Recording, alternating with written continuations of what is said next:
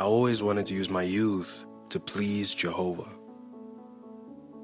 But I was also concerned about being able to care for my parents and my brothers financially.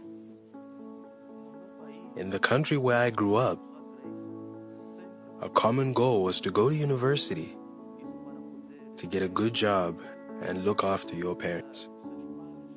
It was a difficult dilemma.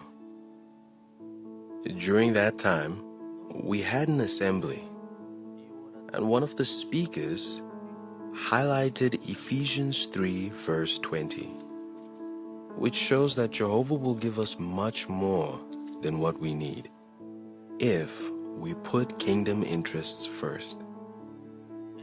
That really touched my heart, and from that moment, I decided to enter the full-time service and not to go to university.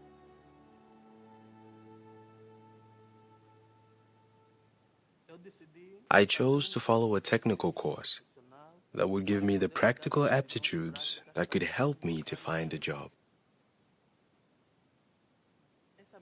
At first, my family wasn't pleased with my decision. Even people in the congregation tried to change my mind. In 2016, 3 years after I decided not to go to university, my father passed away. That was devastating because we loved him very much, and he was the principal breadwinner in the family. If I had gone to university, I would have still been a student when I lost my father, and I would not have been able to look after my family. But because of the technical course that I took, I was able to find work that allowed me to support my family. At Psalm 37 verse 5, we are encouraged to commit our way to Jehovah, not to follow the course our culture defines. I believe Jehovah is happy with the decisions I have made. I now serve as a regular pioneer with my wife, and we are able to raise our precious daughter together.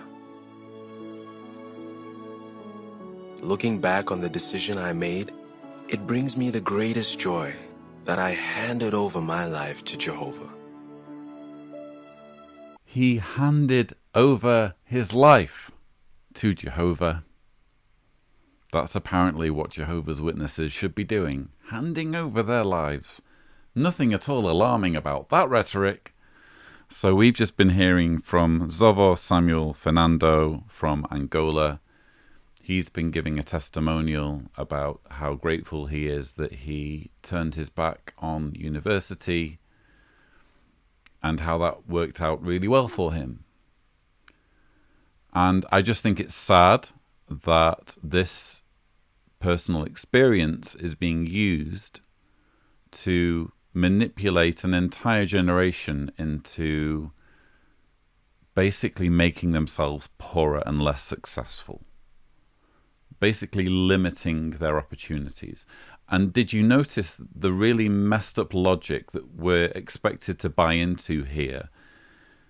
And just to be clear, as someone who has lost a parent himself at a young age, I really do feel for Zovo that he lost his father, and in any circumstances, but especially in those difficult circumstances that he mentioned, my heart goes out to him. It's a terrible thing to lose someone who's so close to you, and it leaves a huge hole in your life.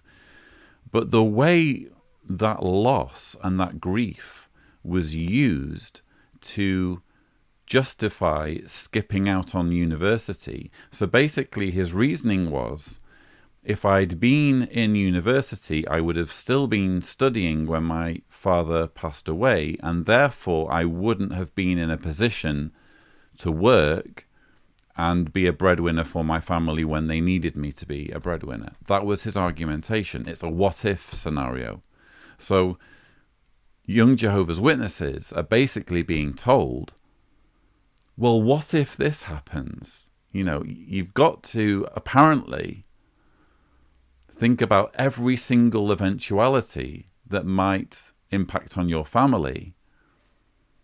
And you've got to be prepared as a young Jehovah's Witness to drop everything and be the breadwinner for your family, because what if your mother dies or your father dies and it's on you? What if suddenly you need to work but you can't because you're studying? That's the reasoning. That is the shameful reasoning that is here being given to try to convince and manipulate an entire generation into making themselves less successful and have fewer opportunities, just so they can better serve this organization.